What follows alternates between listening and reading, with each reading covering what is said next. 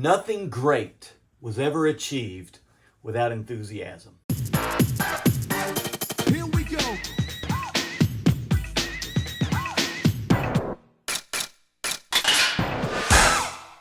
This is a quote from Ralph Waldo Emerson, and Emerson knew a little bit about greatness. It's this word enthusiasm and what it means. Listen, without enthusiasm, you are destined to remain stuck in your monotony of the mundane and the mediocre. It's when we come out of that we have different experiences. Listen, growing up, I saw myself as average at best.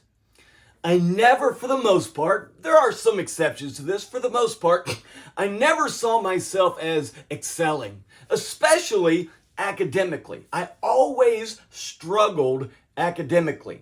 Through grade school, up into middle school, up into high school, I just never did well. I always enjoyed going to school. Matter of fact, I enjoyed the 6th grade so well, I took it twice. But I never did well. I can remember in my high school when I was in choir, which is really the only class I excelled in, was choir.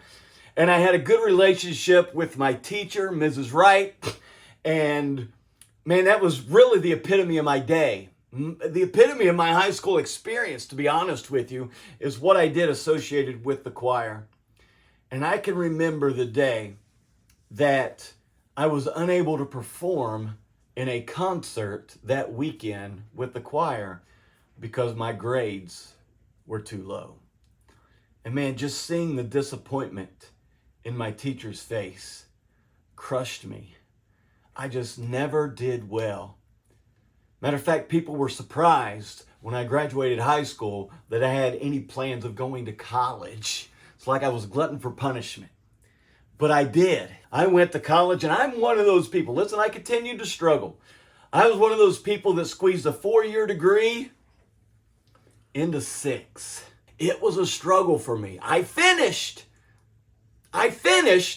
with an impressive GPA of 2.3. That's right, I did not do well. I continued to struggle. It wasn't until after I graduated college that I started reading some material and listening to some material that began to change my mindset. It really started in college. One of the first books I ever read that began that process of changing my mindset was The 7 Habits of Highly Effective People by Stephen Covey. From there, I began reading some John Maxwell material. First of all, just looking at leadership, really church leadership, because I went to a Bible college. But I noticed he was quoting people. And one of the people he consistently quoted was Zig Ziglar. And every time I read a quote by him, I thought, I like that. That's good stuff. And so I was in a bookstore one day and I bought a tape. That's what we listened to back then, were tapes.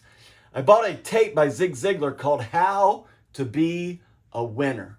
And it was one of the most significant audio programs for changing my mindset to this day that I have ever listened to.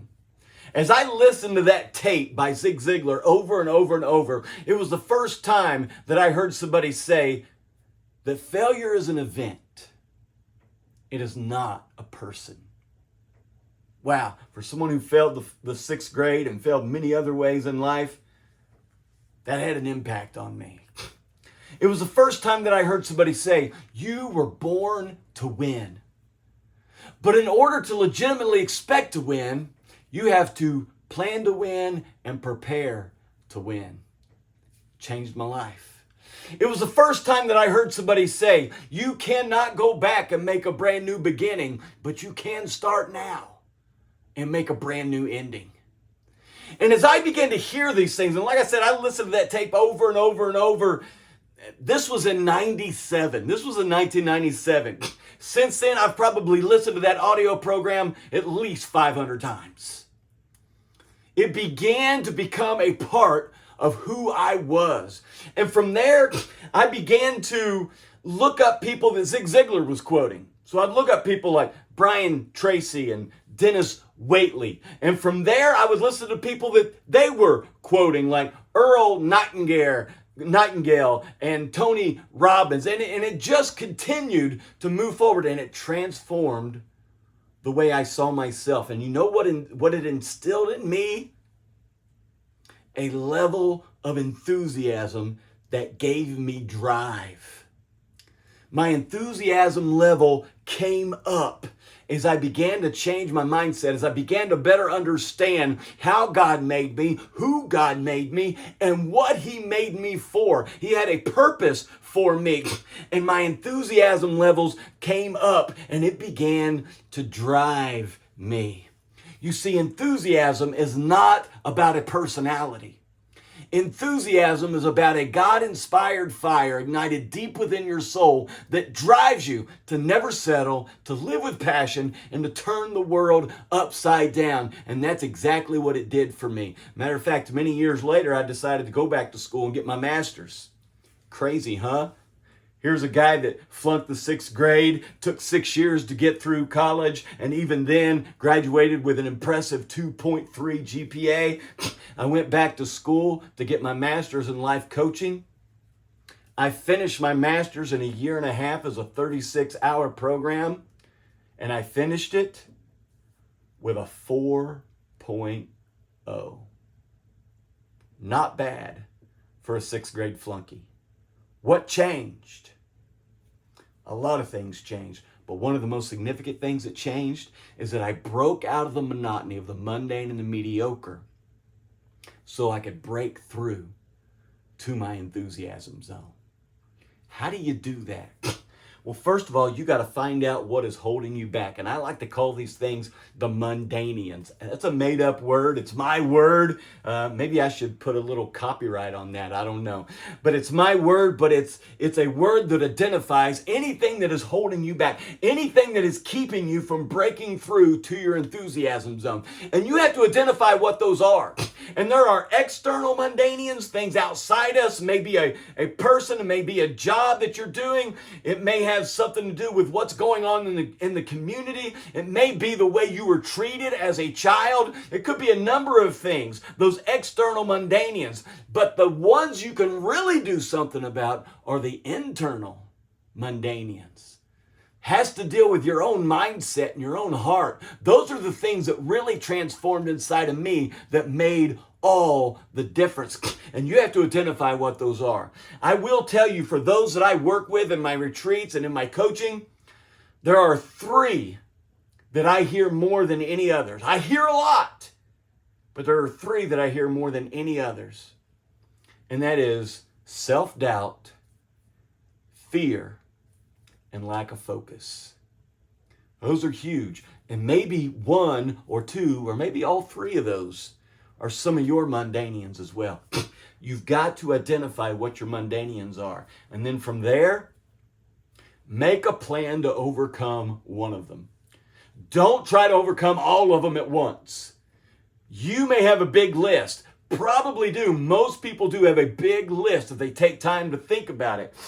Those things that are keeping them from growing and breaking through into their enthusiasm zone.